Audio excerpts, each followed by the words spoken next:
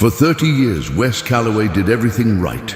He worked tirelessly at the same factory, paid his bills, and raised his son the best he could. But when he's suddenly let go, he finds himself standing at a crossroads, lost, directionless, and questioning everything. With nowhere else to turn, Wes takes a chance on a cryptic job posting for a mechanic on a remote farm. What he doesn't expect is Isla Waverly, a fiercely independent woman with secrets of her own, a farm on the brink of collapse and walls built too high for anyone to climb.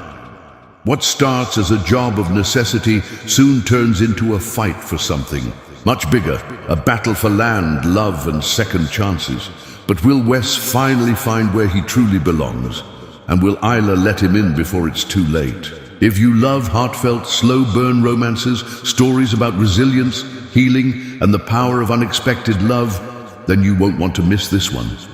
Subscribe now to follow the full story of struggling single dad quits his job after 30 years, only to find love with a mysterious farm owner and discover why sometimes the hardest goodbyes lead to the most beautiful beginnings.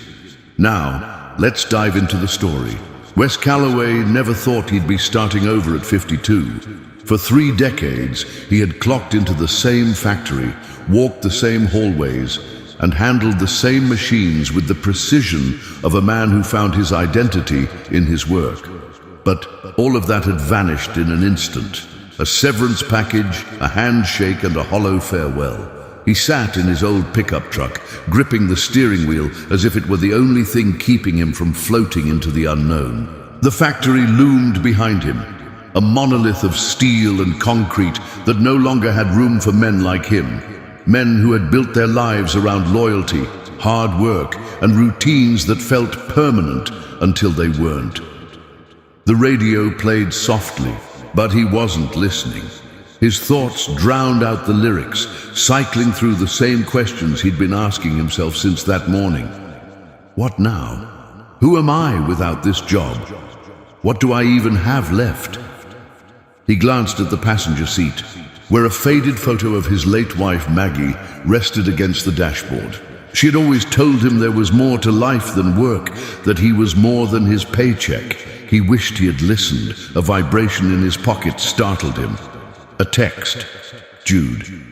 Dad, are you okay?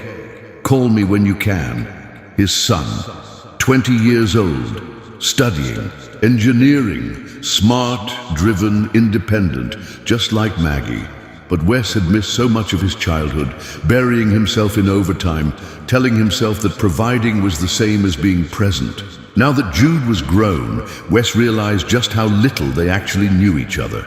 Wes exhaled, shoving his phone back into his pocket. He wasn't ready to answer. Not yet. A road to nowhere, with nowhere to go and nothing to do, Wes drove. The farther he got from town, the more the landscape changed. Factories and gas stations gave way to sprawling fields, golden with late summer light. He hadn't taken the back roads in years, but something about them felt right tonight. After an hour, his stomach grumbled, reminding him that he hadn't eaten since morning.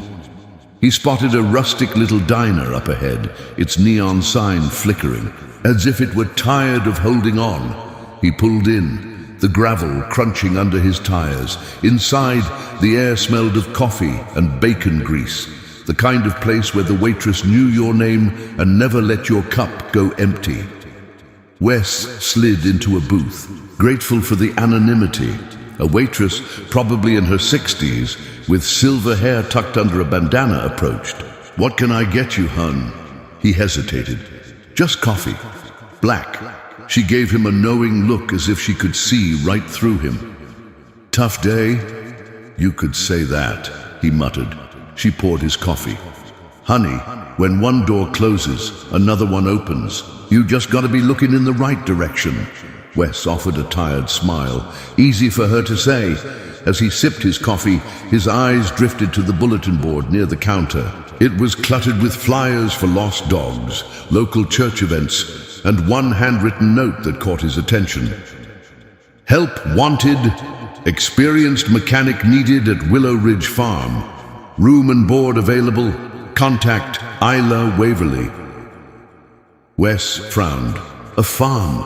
He hadn't touched a tractor since he was a teenager helping his uncle on summer breaks. But machines were machines, weren't they? He pulled out his phone, typing the number into his contacts. He didn't call, not yet, but he left the number on his screen, letting the possibility linger. The next morning, Wes found himself still thinking about the flyer. What else do I have to lose? Before he could talk himself out of it, he dialed. The phone rang twice before a woman's voice, low and steady, answered. Isla Waverly. Wes cleared his throat. I saw your flyer at the diner. You're looking for a mechanic. A pause. You have experience with farm equipment? I have experience with machines. Another pause. How soon can you be here? His grip tightened on the phone. Where exactly is here? Willow Ridge. About 40 minutes out of town. You, coming or not? She wasn't one for pleasantries. He liked that. I'll be there by noon. She hung up before he could say anything else. Wes stared at his phone.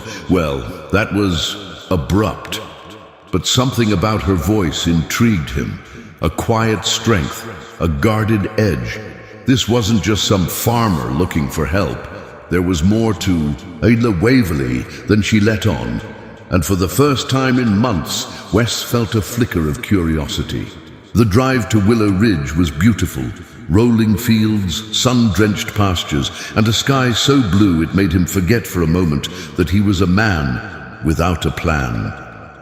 When he arrived, he pulled into a long dirt driveway leading to a farmhouse that looked sturdy but weathered, like it had stood through its fair share of storms. Barns and silos stood tall in the distance, and near the fence a chestnut-colored horse flicked its tail in the breeze.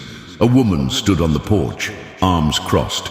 She was younger than he expected, maybe late 40s, with dark auburn hair tied. Back and eyes as sharp as they were unreadable. Isla Waverly. She didn't smile, didn't offer a handshake, just studied him like she was deciding whether he was worth her time. You Wes? That's me. She nodded, glancing at his truck. You bring tools? They're in the back. Good. She turned toward the barn. You're late, Wes blinked. He glanced at his watch. It was 11:58. He let out a quiet chuckle. This is going to be interesting. As he followed her toward the barn, he realized something. For the first time since losing his job, since feeling like his life had been stripped away, he wasn't thinking about what he had lost. He was wondering what came next, and maybe, just maybe, this place had the answer. Wes followed Isla across the gravel driveway, his boots crunching against the ground as they approached the large, weathered barn. He could tell it had seen better days. The red paint was peeling, and the doors sagged slightly on their hinges. But the structure itself was solid. First rule of working here, Isla said, her voice firm but even. If something's broken, don't ask me how it happened. Just fix it. Wes smirked. That happened a lot around here. Isla shot him a sidelong glance but didn't answer. Instead, she pushed open the barn door, revealing the machinery inside. Tractors, plows, and old combines stood in various states of disrepair, some covered in tarps, others clearly in need of attention. This is your playground, she said. Can you handle it? Wes took a slow walk around the barn, assessing the damage.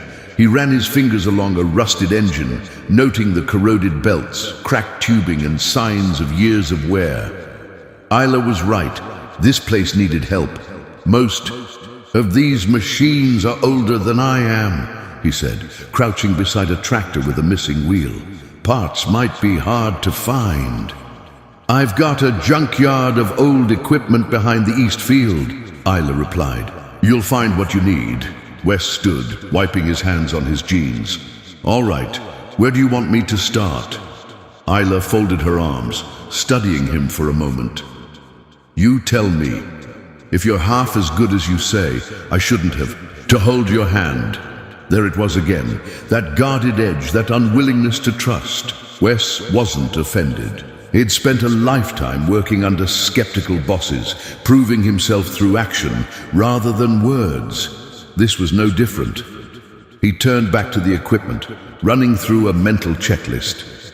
Finally, he pointed at an old John Deere tractor. That one? If you can't move hay, you can't run a farm.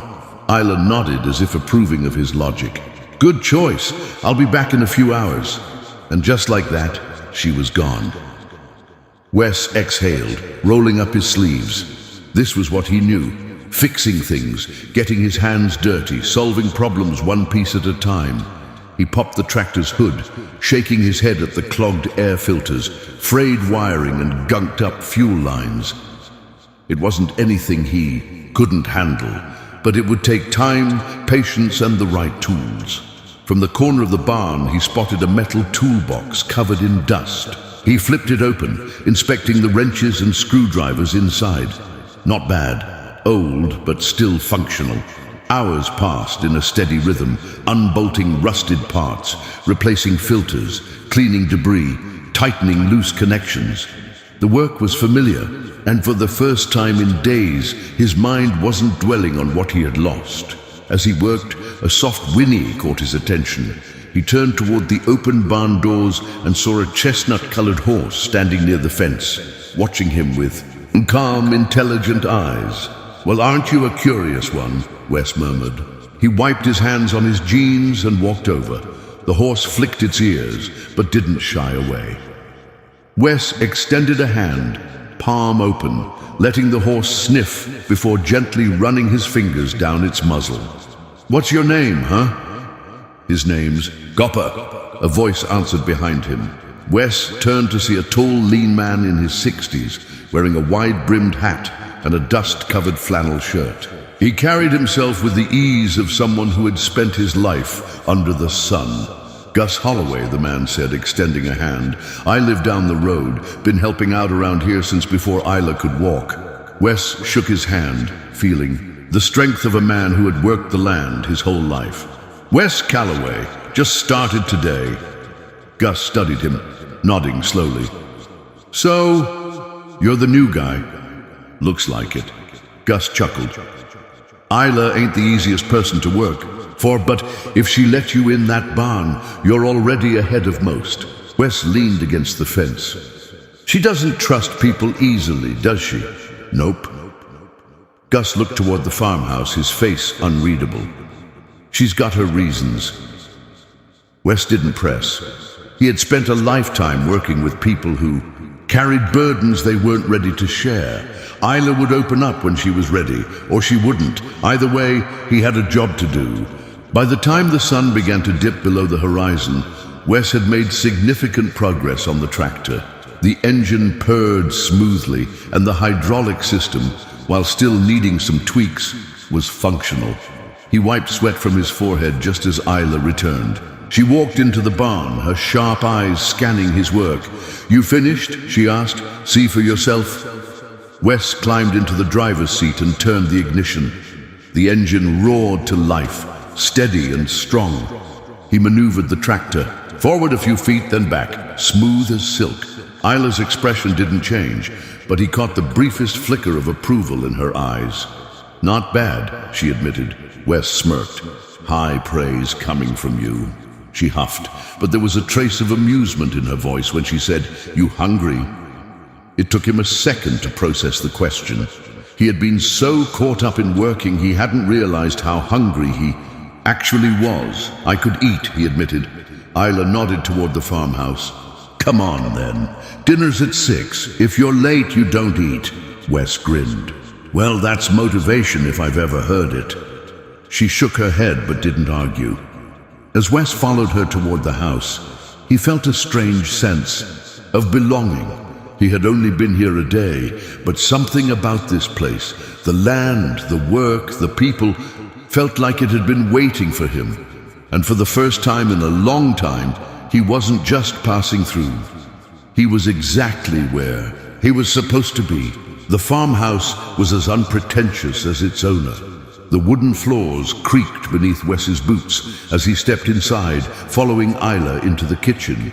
The scent of freshly baked cornbread and something savory simmering on the stove filled the air, an unexpected contrast to Isla's no-nonsense demeanor. The table was set simply, 2 plates, 2 glasses, and a pitcher of iced tea. Gus was already there, lounging in a chair as if he belonged, which Wes figured he probably did. "You made it just in time," Gus said with a smirk, sipping his tea. "I told Isla you might not last past day 1. Isla shot Gus a look. "He's still here, isn't he?" Wes smirked, taking a seat. "I'm tougher than I look." "You'd have to be," Gus chuckled. Isla ladled out portions of hearty beef stew, setting a plate in front of Wes without much ceremony. "You eat fast, you work hard, you clean up after yourself," she said, sitting down across from him. "That's how it works around here." "Noted," Wes replied, picking up his spoon, and took a bite, and was immediately taken aback. The stew was rich, flavorful, and filled with just the right balance of seasoning. He had expected something functional, but this was damn near gourmet. "You cook like this every night?" he asked, unable to keep the surprise out of his voice. Isla barely glanced up. "It's food," Gus chuckled, shaking his head. "What she means is she's been cooking since she was old enough to reach the stove. Her mama ran this farm before her, and if there was one thing she insisted on, it was knowing how to feed people properly." Isla gave Gus a warning look, but didn't correct him. Wes took another bite, chewing thoughtfully. There was a story here, a past she wasn't sharing, but he knew better than to pry. Not yet. They ate mostly in silence, but it wasn't uncomfortable, just practical, like everything else about this place. When they finished, Isla cleared her own plate and nodded toward Wes. "You did good work. Today," she said. "I need the hay baler fixed next. It's in worse shape than that tractor was." "Sounds like a challenge." "It is," she said simply. Then, after a pause, "You think you can handle it?" Wes leaned back, studying her.